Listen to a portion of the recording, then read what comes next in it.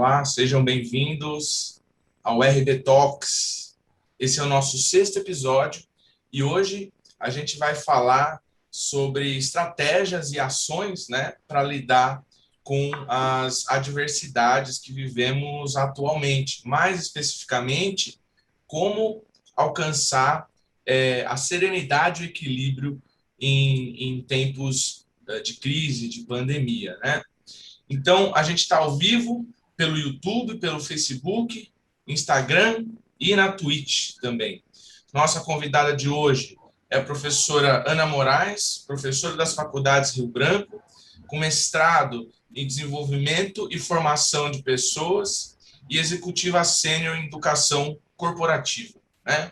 Para mediar esse encontro de hoje, estamos aqui o Wagner Tadeu, que é coordenador da pós-graduação das Faculdades Rio Branco, e eu, professor Zé Maria, pela direção das faculdades. Então, para dar início à nossa conversa aqui, eu queria abordar essas duas palavras-chave, Ana, equilíbrio e serenidade, né? Como que a gente pode começar a falar disso, começar essa ideia de uma maneira mais geral? Seja muito bem-vindo. Obrigada, José Maria, professor Wagner, também pelo convite. Para mim é um prazer estar aqui com vocês, compartilhando um pouquinho do que a gente estuda e pensa sobre esses temas, não é? Que momento que nós estamos vivendo, não é? Eu acho que a humanidade recente não teve ainda um momento tão propício para parar um pouco e refletir, pensar sobre como ela tem encarado os momentos de crise, as crises, desde as crises mais severas e graves e complexas, como as crises humanitárias, mas também as crises interiores que as pessoas estão vivendo, especialmente num momento como esse, né?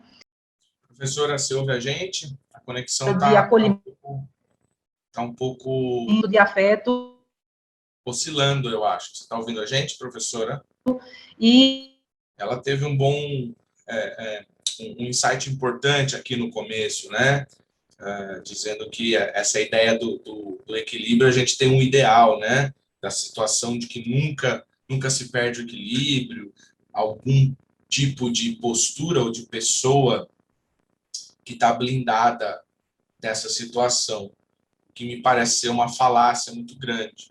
Acho que os últimos tempos ilustram bastante a nossa suscetibilidade a esse tipo de coisa. E é justamente por isso que a gente tentou trazer a professora Ana para essa discussão, né? Filha. Como se trata de uma situação comum entre as pessoas, entre a convivência humana, por assim dizer, mas mais agravada agora, né? Que a gente vive aí há um ano, pouco mais de um ano, numa situação pandêmica, onde a vida mudou bastante. É um período relativamente curto, mas se a gente parar para pensar como a nossa vida se alterou de lá para cá, de março de 2020 para agora, eu diria que naquele momento lá, jamais pensaríamos ou diríamos que estaremos vivendo algo parecido com isso atualmente. Estamos Agora contingenciando aqui pelo Instagram. Vamos dar sequência ao nosso RB Talks aqui, episódio 6. Zé, podemos retomar então a linha que a gente estava falando? Sim, com certeza. Bom, para exemplificar as adversidades que a gente vive agora, né, essa é uma delas, né? As questões aí de tecnologia, de conexão, enfim, de equipamento, de uma série de coisas, e que muitas vezes a nossa desenvoltura aí, o trabalho acaba dependendo disso, e tem sido muitas vezes uma fonte de estresse, dificuldade, né? Enfim, adversidade, né? A gente parou na parte falando sobre a possibilidade, talvez a nossa capacidade, de utilizar exemplos de situações passadas, né? Situações anteriores que tivemos também dificuldades, que tivemos um contexto de crise que a gente teve que superar e talvez usar a lembrança, usar os subterfúgios daquele episódio para passar, como o Wagner bem disse, né, atravessar esse momento, uma vez que ele não está superado ainda, né? Eu acho interessante, Wagner, Zé Maria, porque assim, a humanidade já passou por tanta coisa, né? Eu ia falando lá, né? A gente teve o Holocausto, a gente teve todas aquelas migrações no leste europeu, a gente teve as invasões. A história humana inteira é marcada por grandes e violentas crises. Inclusive, as crises anteriores eram até mais violentas do que essa, né? Para a minha geração, por exemplo, a crise mundial que a gente lembra era o 11 de setembro, e a gente conseguiu seguir adiante, mas a gente tem que buscar alguma coisa dessa história. Eu gosto de chamar assim, lições aprendidas. Quais foram as lições que a gente aprendeu com essa crise? Quais foram as lições que a gente aprendeu de saúde pública, mas também as lições que a gente aprendeu dentro da nossa casa, dentro do nosso convívio, no convívio com os nossos colegas, com o nosso grupo de trabalho, e como é que a gente leva essas lições, como você estava falando, né? Não é somente, passou, deixa para lá, mas assim, aprender com a história, aprender com as lições que as crises deixam para a gente, porque essas crises também nos fortalecem, né? De alguma forma, elas nos fortalecem. Só para fechar esse trechinho dizendo, eu gosto muito de uma parte onde o Daniel Goleman fala sobre a questão do sequestro emocional, que é quando a gente se deixa levar pela emoção tão negativa que a gente não consegue estruturar uma reação. Então, por isso que muitas pessoas perdem completamente as rédeas, perdem completamente o controle, porque assim, a busca da serenidade, do equilíbrio, não é uma linha reta, horizontal, sem nenhum... Ela é assim, é igual aquela linha do cardíaco lá, né? Ela tem subidas e descidas, e então a gente tem que procurar deixar elas mais próximas um pouco uma da outra, né? Para não entrar nesse sequestro emocional. E, enfim, quando eu estou diante de uma crise qualquer que seja, eu consegui esboçar uma reação. Se a gente tiver tempo, deve usar o tempo, né? Sempre. O tempo é amigo de todas as coisas. Então, se a gente tiver tempo, usa esse tempo, respira, oxigena o cérebro, né? Para a gente encontrar a solução, porque isso é uma coisa biológica também, um processo mental também, né? Que ajuda, né? E aí, a partir disso, é que você começa a pensar. O que é que eu vou fazer agora? Quais são as opções que eu tenho? Quem pode me ajudar nesse momento? Quem é que pode chegar para junto de mim e me dar um apoio, né? Eu posso buscar conhecimento em que outras pessoas que têm mais vivência do que eu, para ela dizer, olha, o que é que você pode fazer? Né? Isso é importante também a gente buscar outras pessoas que têm mais experiência que a gente no enfrentamento de crises, né?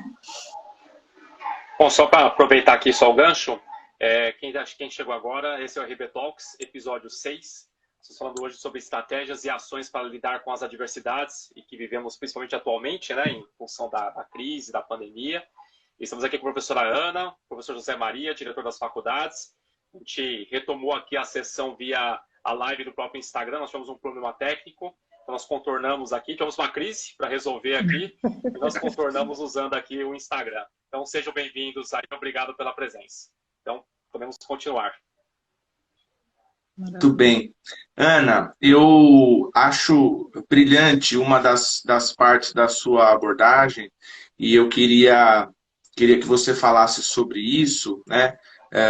Talvez o Wagner também contribua, eu posso ter algum insight para contribuir também, mas a parte sobre esse enfrentamento que a gente precisa fazer, você fala um pouco das artes, né? De como as artes podem ter algum papel nesse tipo de enfrentamento. E eu digo isso porque a gente tem, assim, eu me considero com uma sensibilidade para artes muito baixa, né? Muito pobre.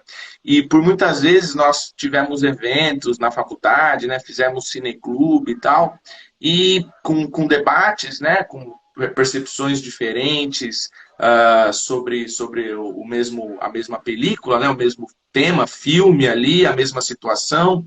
Chamamos convidados para dizer sobre isso, algumas pessoas que também conheciam o cinema, conheciam a confecção cinematográfica, né? E eu fui entendendo um pouco alguns elementos da arte, algumas técnicas, e tentando aumentar a minha sensibilidade em relação a isso. Eu não acho que eu consegui ainda, eu acho que eu estou no caminho, mas eu acho fundamental a gente pensar sobre isso, né? Sobre a arte, sobre o papel da arte. A arte é uma das coisas, das obras humanas que nos dá esperança, de fato, né? Eu acho que se a humanidade tem alguma chance de redenção da existência, essa redenção mora nas artes. Então, como é que você vê isso? Me ajuda aí um pouco a melhorar o meu refinamento em relação às artes. A arte salva a gente, né? A arte salva a gente, salva nossas crianças também. Porque a gente não, eu, por exemplo, não tenho a pretensão de sair dessa pandemia, nem nenhum Van Gogh, nem nada, né? A gente não vai pintar telas maravilhosas, mas a gente vai fazer uma coisa muito importante, que é expressar o emocional que a gente está vivendo naquela hora. Se esse emocional é ruim, vamos botar para fora, né? E se o emocional que a gente está é positivo, vamos expressar também, compartilhar isso com a outra pessoa. E assim, acho que a frase que mais sintetiza isso que você falou, Zé Maria, é a frase de Ferreira Goulart, porque ele disse pra gente, a arte existe porque a vida não basta. A vida só como a gente tem ela, como a gente vivencia, ir a shoppings, pagar contas, trabalhar, convívio família, isso não é suficiente. O ser humano, a gente precisa dessa plasticidade, precisa da música. A música exerce um papel, né? Eu acho que a pessoa, no dia que ela tiver na pior crise existencial, ela pode encher a casa dela de música, que no final ela vai ver uma luz no fim do túnel. Então a arte chega pra gente como essa tábua de salvação nesse momento agora. Outro dia uma colega estava me perguntando, mas como é que eu faço? Porque meu filho está pintando as paredes da casa todinha. Digo, lembra aqueles caderninhos que a gente comprou na Americana por R$ 9,90 de pintar, né? Que tinha aquela terapia do pintar e tal. Pega aquilo, dá instrumento para a criança. E se você é um adulto também, busca qual é o instrumento artístico, qual é a ferramenta artística que mais te conecta. Pode ser a dança, pode ser a música, pode ser um instrumento que você comprou e nunca teve tempo de tocar e agora você vai ter tempo de tocar, né? Então, acho que a gente tem que buscar, porque assim, a arte, ela traz esse sentido para a vida, ela traz esse sentido do belo, do plástico, do estético, que a gente, às vezes, está muito acostumado a consumir a televisão, não é? E aí, quando a gente, às vezes, se depara com obra de arte, uma escultura ou uma pintura, aquilo também é uma pausa intelectual, uma pausa emocional, que leva a gente para outro campo. Então, eu acho que a gente pode começar por aí, mas vocês devem ter outras ideias também, não é? Legal. Eu queria retomar um pouquinho o que a gente estava falando lá na sessão anterior, antes de ter o problema técnico, que você falou sobre os pontos positivos ou os pontos favoráveis aí durante esse período, que é a questão da convivência familiar, da proximidade com as crianças pequenas, né? E aí a gente tem dois extremos, né? Que ao mesmo tempo que a gente tem essa convivência familiar, mas ao mesmo tempo a gente não consegue se aproximar dos familiares que não residem com a gente, né? Então tem esse distanciamento. E tem o outro lado da história, que seria a super convivência, né? Então todos nós ali 24 horas de fato por dia convivendo. Como que a gente lida com isso, Ana? Olha, eu acho que a melhor coisa internamente, né, para o nosso convívio super dimensionado, super exacerbado, né? Da hora que a gente acorda, da hora que a gente dorme, todas aquelas pessoas ali, a melhor coisa é fazer um acordo. Sabe, uma coisa que pode funcionar, tem outras ideias também, né? Mas você chamar todo mundo, senta em volta da mesa, cada um pega um papelzinho e escreve o que é que espera da rotina da casa. Até assim, como mulher e pelas mães, eu digo assim, tem muita sobrecarga e às vezes as crianças também ficam muito angustiadas porque elas não entendem que não podem sair. Então precisa se criar uma rotina e um acordo onde cada um possa acolher. No momento difícil, alguém tem que ir lá e acolher. Alguém tem que ser mais forte nessa hora e tentar buscar, dar esse apoio, dar esse... E na hora, e também definir com a família, sabe uma coisa que eu adoro, assim, por exemplo, quando a gente, depois do almoço, tem um tempinho, assim, de 30 minutos, onde fica todo mundo quieto, fazendo só o que prefere. Então, por exemplo, eu quero escutar um pouco de música, mas a minha filha quer brincar lá fora com o cachorro. Ou a minha filha quer assistir um pouco de televisão. E aí eu acho que esse acordo torna a convivência mais maleável, sabe? Torna ela mais saudável e mais também equilibrada, traz mais paz para a convivência. Porque imagina todo mundo querer fazer toda hora aquilo que quer. Não vai dar, né? Agora, para os distantes é o nosso desafio, né, Wagner? A gente vai ter que esperar, porque tem questões de saúde mesmo, né? Até vi essa semana na internet um garoto que criou uma máquina do abraço para poder ir dar um abraço na avó dele, eu acho, alguma coisa assim, com um plástico, onde ele poderia, né, chegar e abraçar. Enquanto a gente não tem a nossa máquina de abraço, a gente vai ter que usar a tecnologia, como a gente está aqui agora, né? São os telefonemas, são os vídeos, são as fotos. Às vezes mandar uma foto antiga para a pessoa dizendo, olha essa foto que eu achei aqui naquele dia, quando a gente se divertiu tanto. E essa memória prazerosa, ela inunda o cérebro e começa a trazer substâncias boas para o cérebro, para o corpo, que vão fazer a gente se sentir bem de novo. Então, acho que tem uns caminhos por aí que dá para a gente testar, né? Pensar o que é que dá para fazer, né? Ótimo. Eu quero só lembrar aqui, aproveitar a oportunidade, que a professora Ana tem um curso de extensão, né, que está sendo oferecido por nós, pela Rio Branco, como alcançar o equilíbrio e a serenidade na crise. Justamente esse tema abordado aí com mais profundidade, com mais técnicas, né, com mais elaboração, para quem quiser fazer, né? Então o curso de extensão que nós estamos oferecendo é um curso gratuito e que todo mundo pode ir lá no nosso site se inscrever e fazer esse curso, né?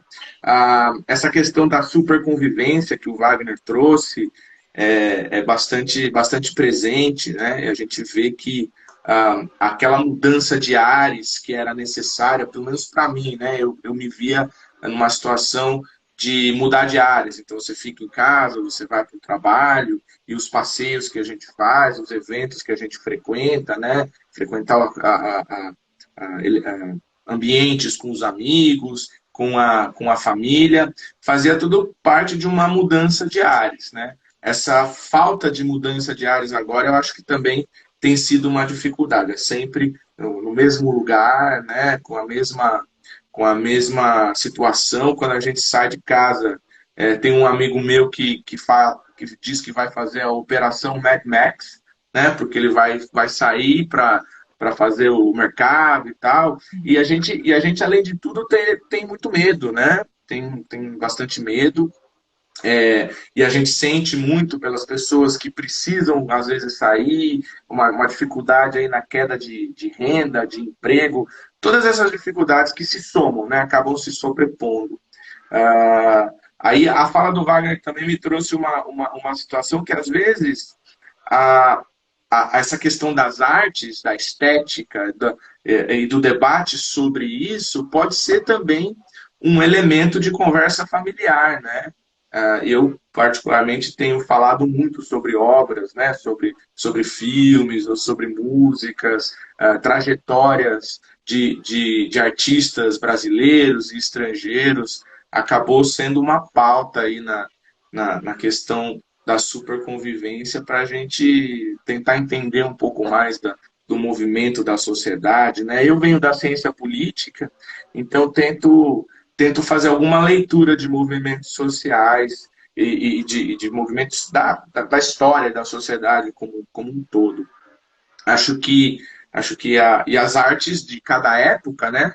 As artes de cada momento, as expressões artísticas, a postura dos artistas, tem alguma coisa a dizer para a gente sobre esse processo todo. Eu aproveito para tentar entrar em algum debate. A Ana falou das fotos, né? Então, os grupos de família do WhatsApp, quando alguém coloca uma foto antiga, aí todo mundo se emociona, todo mundo fala, nossa, que saudades, né, dessa época. São artifícios importantes também, por mais que a gente não tenha o abraço, não tenha a presença, né?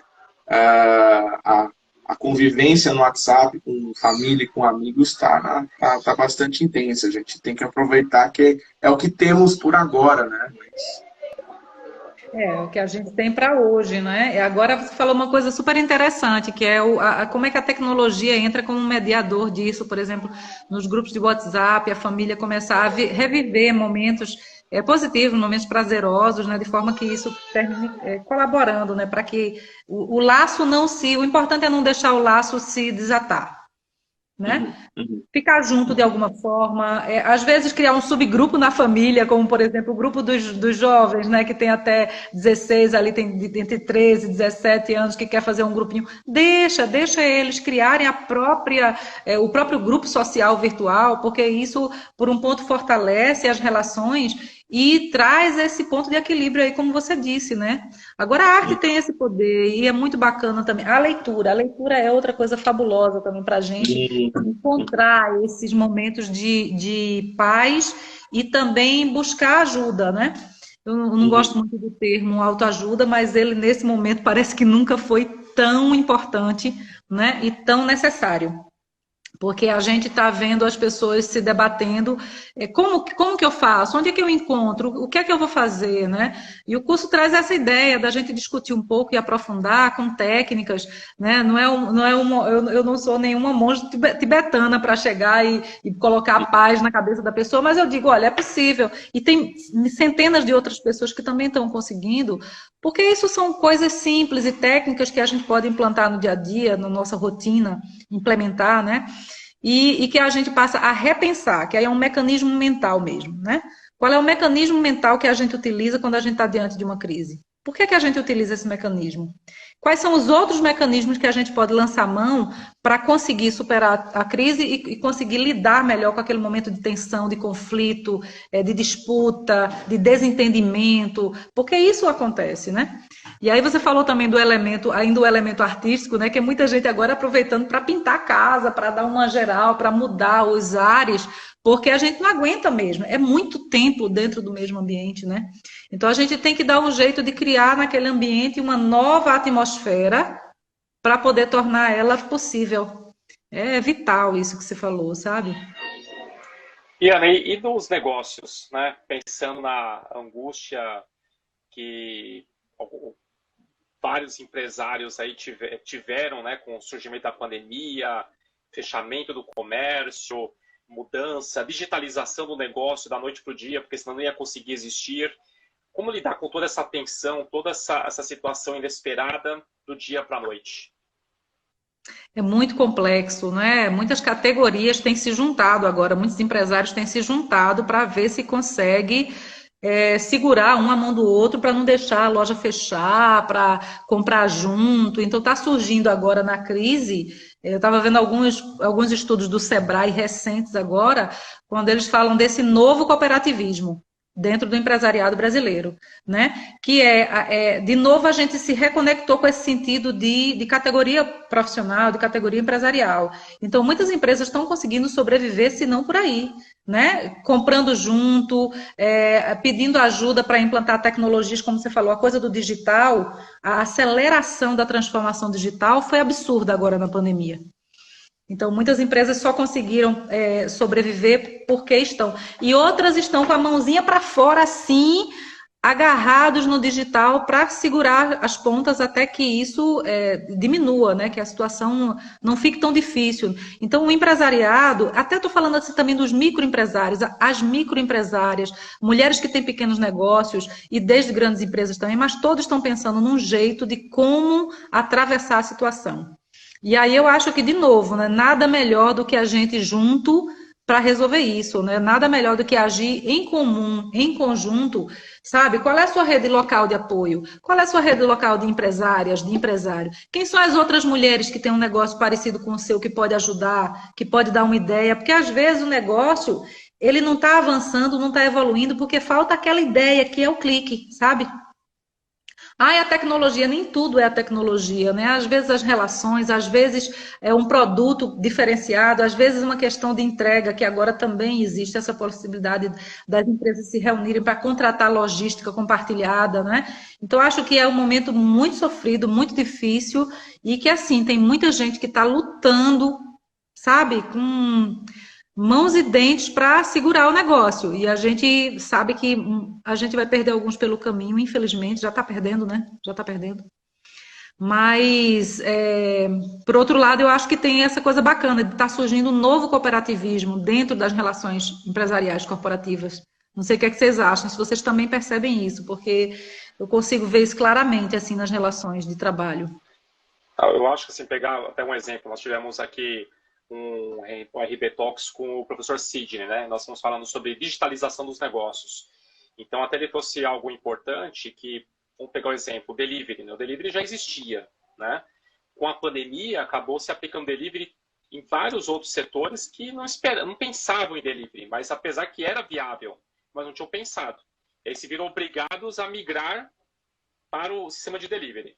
Então, o que eu quero dizer com isso? Que até naquela linha que você falou, né, de pegar os pontos bons, né, os pontos positivos para ajudar a acalmar essa tensão, né? Olhando isso como oportunidade. Então, assim, houve uma oportunidade de digitalizar um negócio que originalmente era 100% analógico e transformá-lo para poder adaptar essa nova realidade.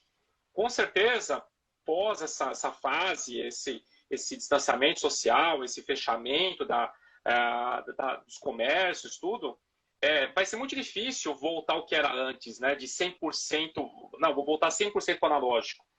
Na verdade, as coisas vão coexistirem, né? Aí o próprio empresário percebe que abre-se outra perspectiva, né? Então, quer dizer, eu consigo ter minha atuação aqui presencial, local, analógica, e também consigo ter essa presença no mundo digital. Então, esse é o lado bom da coisa. Lógico que é fácil, claro que não é fácil. Muitos sofreram e sofrem com toda essa mudança repentina que tiveram que se adequar. Mas, de novo, olhando para o lado positivo, né? Então, tem-se esse outro olhar, né? E aí também tem a outra questão, que esse empresário ele pode alcançar outros mercados que ele não esperava. Às vezes aquele comércio muito localizado, muito focado ali naquela região, naquela rua, naquele bairro, com a digitalização ele começa a atender outros locais, né? Então, quer dizer, ele expandiu a fronteira também de atuação. Então, nessa perspectiva, a gente consegue também extrair outros pontos favoráveis que contribuem para isso. Então, eu vejo dessa forma. Não sei se o Zé teria um outro olhar aí para essa perspectiva. Uhum. Eu tendo a pensar, o meu lugar de olhar essas coisas é sempre sobre a parte da ciência política, né? Do que a ciência política tem para falar sobre a sociedade, sobre as relações sociais, um pouco também das próprias relações internacionais, que é onde eu atuo.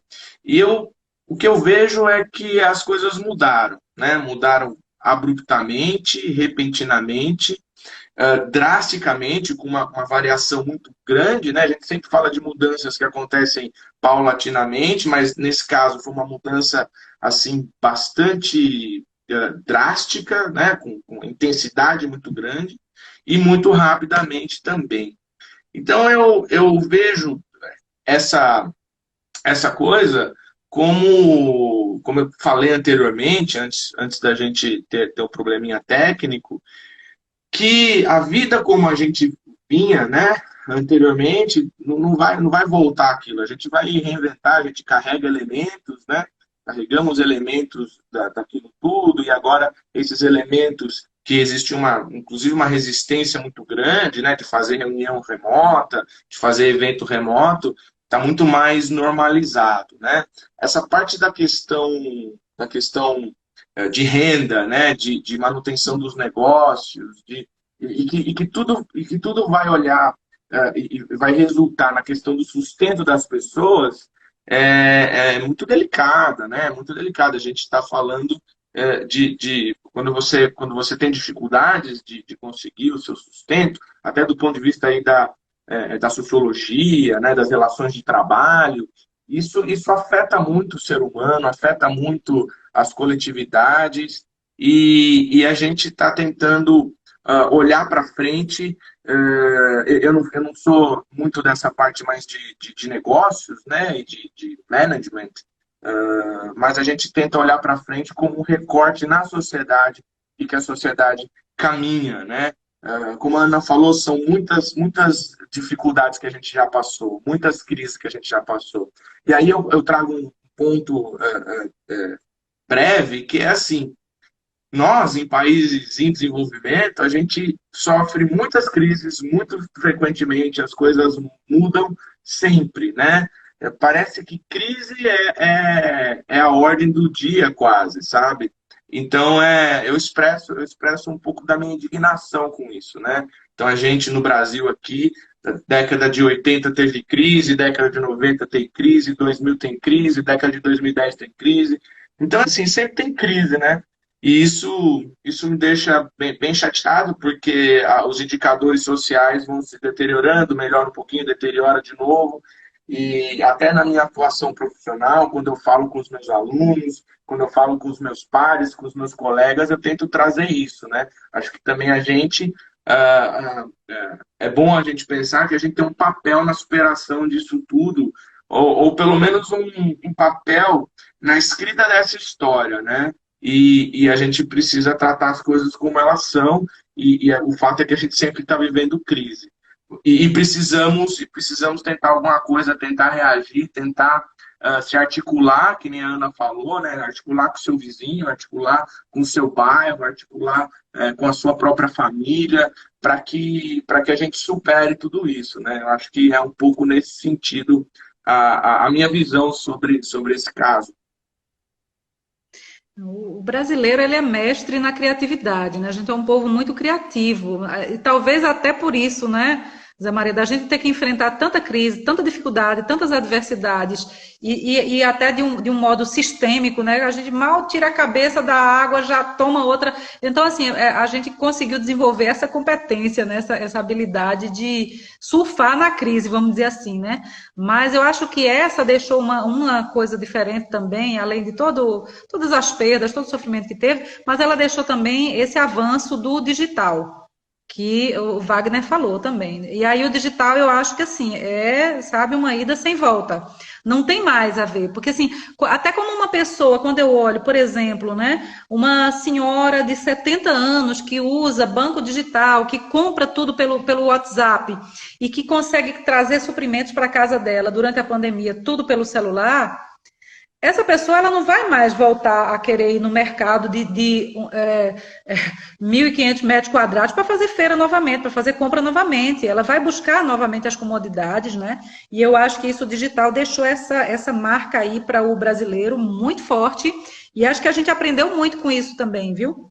A gente tirou uma lição bacana do digital, ao nosso modo, né? O digital a brasileira, né? Que é o digital rápido, descolado, o digital sem burocracias que a gente está construindo. Muita gente está fazendo isso. Eu vejo muitos pequenos empresários, microempresários trabalhando agora só no digital, como você falou, entregando escritório, entregando casas alugadas e redimensionando suas contas para sobreviver. Mas não só para sobreviver, para também lá na frente ter uma outra visão de trabalho, de negócio, né? Acho que é uma coisa bacana que vai ficar isso daí para o empresariado, né? Eu penso assim um pouquinho.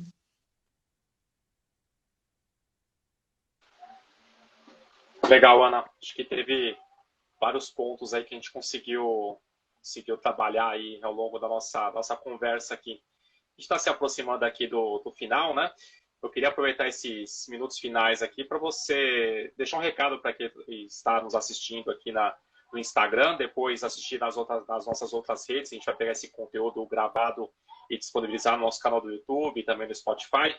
Mas o que você poderia deixar de recado para as pessoas que estão nos assistindo, que estão passando por algum momento aí de crise, né? Além do fato que todos nós estamos vivendo aqui. Que recado você deixaria para essas pessoas?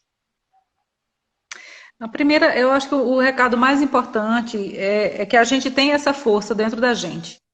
Por mais que a pessoa esteja se sentindo só, por mais que a pessoa esteja sentindo dificuldade de lidar com, às vezes, problemas gravíssimos de dinheiro, de moradia, etc., mas a gente não está só, porque a gente tem outras pessoas em volta da gente, e o brasileiro tem uma capacidade de mobilização, de apoio enorme, né? Então, buscar ajuda se você se sente só, falando assim de uma questão emocional, né? Mas se você sente que tem forças, e tem mesmo, de fato, a gente tem essa força dentro da gente, a gente já carrega essa chama acesa desde quando a gente nasce, e ela só se apaga quando a gente parte de verdade, até aquele último dia a gente ainda vai ter essa energia. A gente só precisa botar essa energia para funcionar, sabe? Sair da inércia e dar o primeiro passo. Acho que o primeiro passo é a coisa mais importante. E assim, Ah, você está com medo de pedir ajuda, está com medo de tentar fazer uma coisa diferente, está com medo de tentar outro trabalho porque você perdeu o seu, vai com medo mesmo. Vai com medo, porque lá na frente você vai encontrar as forças que são necessárias e outras pessoas também vão te ajudar, porque o ser humano é assim, a gente chega junto, a gente quer ajudar, a gente quer apoiar, e eu acho que a gente tem isso muito na nossa cultura do brasileiro, de ajudar, de apoiar, e aí basta que a pessoa dê o primeiro passo, né? Quando ela dá o primeiro passo, sabe, o universo, ele age em cima daquilo e as energias e os apoios, as ajudas vêm de todos os lados. Então, acho que isso já é o melhor começo, sabe, dar o primeiro passo e fé em Deus, ver no que vai dar.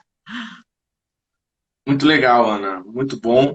Eu acho que até conversando, né, tendo essa conversa, compartilhando aí com você e com o Wagner, que também dividem aí a situação de aulas remotas, de gestão, né, comigo, a gente já conseguiu se motivar, olhar um pouco para as coisas, né, ter alguma esperança nas artes, né, que nós também estamos envolvidos na Rio Branco, que tem a pós-graduação em dança, pós-graduação em cinema. Eu acho que esse envolvimento, essas situações dão esperança para a gente e dão perspectiva para a gente. Queria te agradecer, Ana, muito, bastante mesmo, por esses insights, por essas visões. Eu acho que esse é um conteúdo legal para a gente mostrar para os nossos alunos, para a gente mostrar para a comunidade aqui que a gente está inserido. Agradecer muito o Wagner aí pela iniciativa, pelo esforço, pela dedicação de sempre em colocar o nosso programa, apresentar o nosso programa, fazer a parte técnica. Agradecer o Juliano, que está na nossa contenção técnica aqui também, sempre colocando o programa no ar. A gente hoje está agora pelo Instagram, mas depois esse material vai ser disponibilizado no YouTube, no Facebook, no Spotify. Então, a gente disponibiliza ele. Quem quiser, começa a nos seguir aqui nas redes, né? Curte, compartilha, comenta, sugere pautas, sugere questões para a gente abordar, que a gente está bastante disposto a fazer esse tipo de interação. Um grande abraço e até a próxima, até o próximo programa. Obrigada, gente. Até logo. Um grande abraço, um prazer estar aqui com vocês. Nos vemos nas próximas. Obrigado, gente. Um grande abraço. Boa noite. Tchau.